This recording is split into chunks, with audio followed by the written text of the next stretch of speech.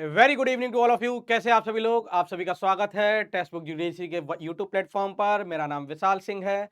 Recently आपने कुछ दिनों में जस्टिस शेखर कुमार यादव का नाम सुना होगा, इलाहाबाद हाई कोर्ट के। इनके एक चर्चित चर्चित नहीं कह सकते हैं, विवादित बयान पे, ठीक है, विवादित बयान पे आपने जरूर इनका नाम सुना होगा। 2-3 दिन में ये इनका बयान था, जैसा इन्होंने बोला था वैल्सुल वैसा ही है, ठीक है।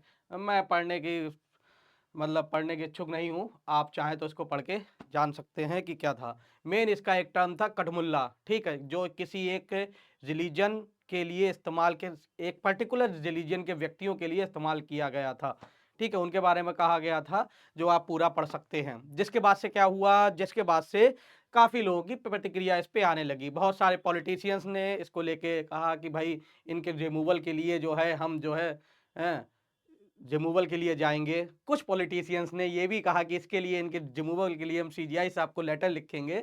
लेकिन चलिए जानते हैं कि कोई भी एक्टिंग एक्टिंग क्या, कोई भी प्रेजेंट सुप्रीम कोर्ट या हाई कोर्ट के जज के रिमूवल के लिए क्या प्रोसीजर है, कैसे उनको रिमूव किया जा सकता है। क्या इतना आसान है? क्या सीजीआई को लिखना पड़ेगा है, या सीजीआई साहब कुछ इसमें कुछ कर सकते हैं कि नहीं? चलिए यही हम लोग जानते हैं कि कोई भी सुप्रीम कोर्ट या हाई कोर्ट के जज को कैसे रिमूव किया जा सकता है, ठीक।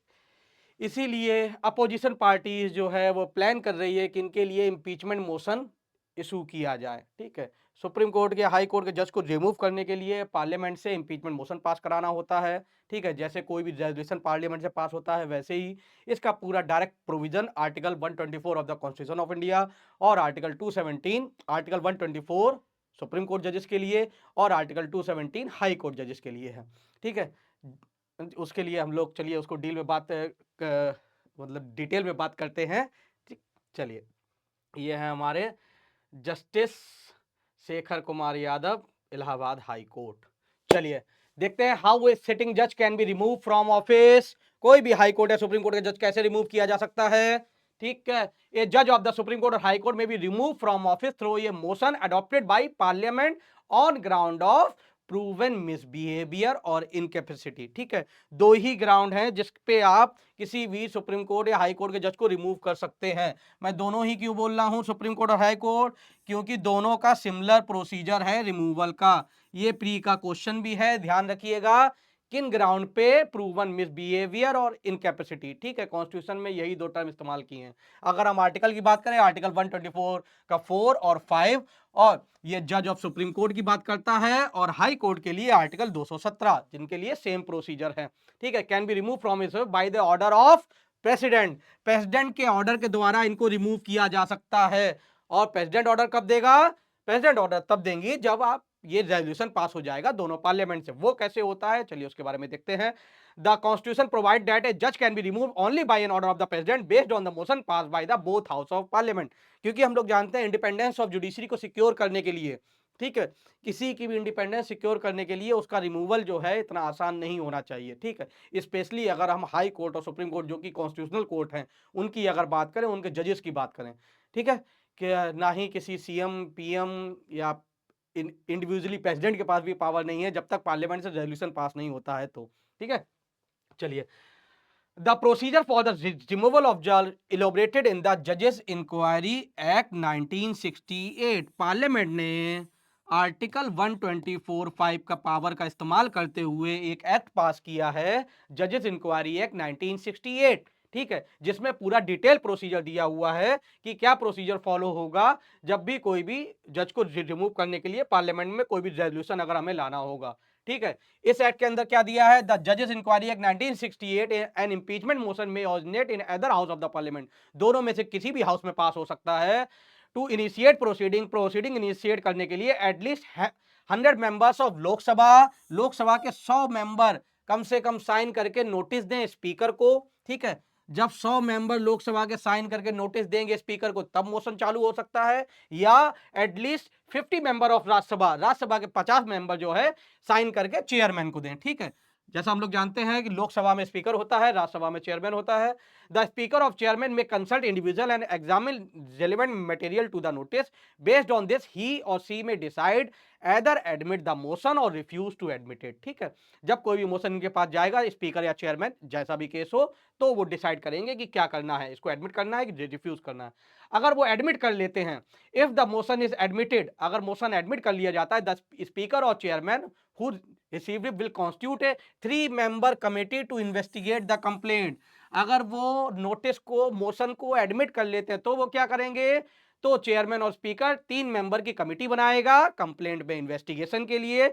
उस 3 मेंबर में कौन कौन होगा, एक सुप्रीम कोर्ट जज होंगे, chief justice of high court होंगे और एक डिस्टिंग्विश्ड जूरिस्ट होंगे। इन 3 मेंबर की एक कमेटी बनेगी जो इस पे पूरी इन्वेस्टिगेशन करेंगे। The committee will frame the charges based on which the investigation will be conducted.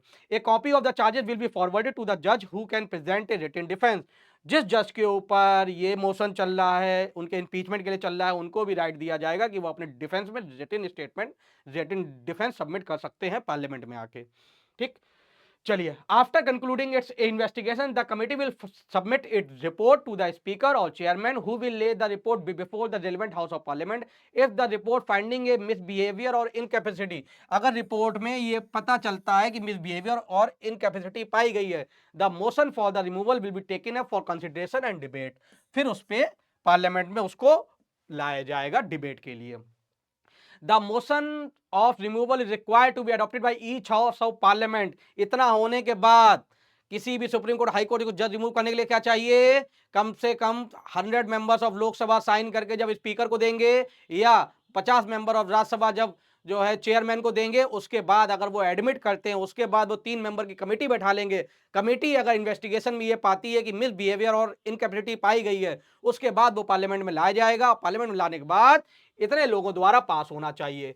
A majority of total membership of that house, जिस हाउस में लाया गया है उस हाउस के मेजॉरिटी द्वारा पास हो, या a majority of at least 2/3 of member present and voting, उस समय जितने मेंबर प्रेजेंट है उनके 2/3 द्वारा पास होना चाहिए। या तो टोटल हाउस में से मेजॉरिटी में, या जितने लोग प्रेजेंट एंड वोटिंग है उसमें से 2/3 में से जब वो पास हो जाएगा, it if the motion is adopted by this majority, the motion will be sent to the other house for adoption. For example, Lok Sabha में आया, 100 मेंबर्स ने पास किया, कमेटी बनी, कमेटी बनने के बाद फिर जो कमेटी में पाया गया इन्वेस्टिगेशन में, इन्वेस्टिगेशन फिर से वो लोकसभा में आएगा, लोकसभा में फिर वो 2/3 द्वारा या मेजॉरिटी द्वारा पास किया जाए। उसके बाद में पास करने के बाद फिर वो दूसरे हाउस में पहुंच जाएगा, मतलब राज्यसभा में पहुंच जाएगा अगर लोकसभा का केस होता है।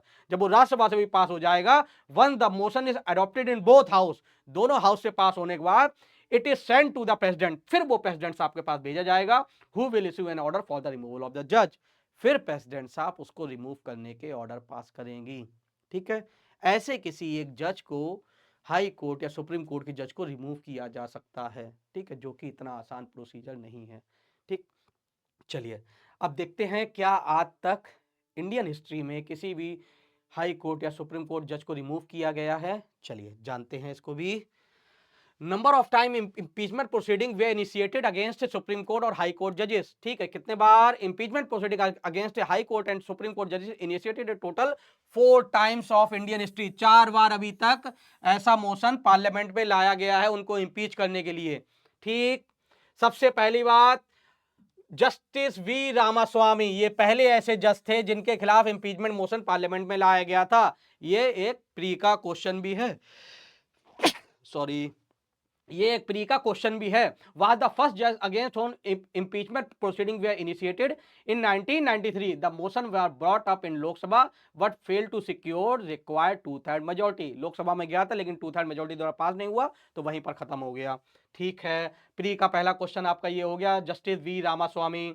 दूसरा, सौमित्र सेन, कलकत्ता हाई कोर्ट के जज साहब थे। 2011 में राज्यसभा द्वारा इनके लिए इंपीचमेंट मोशन पास हुआ, जो कि राज्यसभा से पास भी हो गया था, और उसी समय जब तक वो लोकसभा में गया उससे पहले इन्होंने रिजाइन कर दिया। ठीक है, रिजाइन कर दिया तो अपने आप ही बात खत्म हो गई, फिर इनको इंपीचमेंट करके क्या करते। ठीक है, चलिए, ही वाज द फर्स्ट जज to have been impeached by the upper house for misconduct. Misconduct के लिए पहले ऐसे जज थे जिनको अपर हाउस मतलब लोक राज्यसभा द्वारा जो है इंपीच कर दिया गया था, लेकिन लोकसभा द्वारा नहीं हो पाए थे। In 2015, 58 members of the Rajya Sabha moved an impeachment notice against Justice J.B. Pardiwala of the Gujarat High Court for his objectionable remark on the issue of reservation को लेकर उन्होंने कुछ रिमार्क दिया था, जिसकी वजह से 58 मेंबर्स राज्यसभा ने इनके लिए इंपीचमेंट नोटिस जारी कर दिया था, लेकिन ये भी नहीं हुए थे। उसके बाद 2017 Rajya Sabha MP moved an motion to initiate impeachment proceeding against justice CV Nagarjuna Reddy of the high court of Andhra Pradesh and Telangana. ठीक है, इनके खिलाफ भी 2017 में हुआ था। Finally in March 2018 opposition party signed a draft proposal for moving a impeachment motion against Deepak Misra CJI के खिलाफ। ठीक है, सीजीआई ये पहले थे, लेकिन इनके लिए केवल ड्राफ्ट प्रपोजल ही तैयार हुआ था। ठीक है, किसी भी हाउस में इंपीचमेंट के लिए गए नहीं थे। ठीक, समझेंगे, केवल ड्राफ्ट प्रपोजल तैयार किया था। ऐसे ही अब अपोजिट पार्टी कह रही है कि वो जस्टिस शेखर कुमार यादव के खिलाफ भी वो इंपीचमेंट मोशन के लिए जाएंगे, प्रिपेयर हो रहे हैं वो। ठीक है, जैसा कि आप लोग जानते हैं, कम से कम एटलीस्ट अगर लोकसभा के थ्रू लेके जाना है तो 100 मेंबर्स का होना चाहिए, राज्यसभा के थ्रू लेके जाना है तो 50 मेंबर होने चाहिए। तो जब तक इतने लोग साइन करके मोशन नहीं लेके जाते हैं, तब तक इसे इनिशिएशन प्रोसीडिंग नहीं हो सकती। ठीक है, चलिए, तो उम्मीद करता हूं कि आपको एक क्लियरली समझ में आया होगा कैसे एक सुप्रीम कोर्ट या हाई कोर्ट को जज को रिमूव किया जा सकता है। सबसे पहले 50 या 100 एमपीज जो हैं वो साइन करें। ठीक है, उसके बाद में जो है स्पीकर या चेयरमैन उसको एक्सेप्ट करे। उसके बाद में कमेटी बनाए, कमेटी में 3 मेंबर्स होंगे। वो कमेटी अपनी रिपोर्ट सबमिट करे जिसमें वो मिसबिहेवियर या इनकैपेसिटी साबित होनी चाहिए। उसके बाद में वो पार्लियामेंट में लाया जाएगा। उसके बाद में जो है पार्लियामेंट में अगर लोकसभा में लाया गया, राज्यसभा में लाया गया, तो पहले उस हाउस द्वारा 2/3 या मेजोरिटी द्वारा पास होना चाहिए। एक हाउस से पास होने के बाद फिर दूसरे हाउस में जाएगा, दूसरे हाउस से भी पास होना चाहिए। उसके बाद फिर वो प्रेसिडेंट के पास जाएगा, फिर प्रेसिडेंट उस पर मोहर लगाएंगी और फिर रिमूवल ऑफ सुप्रीम कोर्ट और हाई कोर्ट जजेस होगा। ठीक है, ये इंडिपेंडेंस ऑफ जुडिशरी को सिक्योर करने के लिए बहुत इंपॉर्टेंट स्टेप थी, जिसे डायरेक्टली कॉन्स्टिट्यूशन में ही प्रोटेक्शन मिली हुई है। ठीक है, इसमें कोई भी कुछ नहीं कर सकता। तो ना ही इसमें सीजीआई साहब कुछ कर सकते हैं, ना इसमें पीएम सीएम या कोई भी कुछ कर सकते हैं। ठीक है, जो प्रोसीजर है उसी हिसाब से इनको किसी भी सुप्रीम कोर्ट या हाई कोर्ट जज को रिमूव किया जा सकता है। उम्मीद करता हूँ आपको ये वीडियो बहुत अच्छी लगी होगी, और अगर आपको ये पीडीएफ चाहिए तो हमारा एक टेलीग्राम चैनल है, उसको ज्वाइन कर लीजिएगा। ये पीडीएफ आपको वहाँ पर मिल जाएगी, study for judicial services, study for judicial services. ऐसे ही इंटरेस्टिंग वीडियो को देखने के लिए चैनल को सब्सक्राइब करना ना भूलें। थैंक यू सो मच, ख्याल रखिएगा। Good night, bye bye.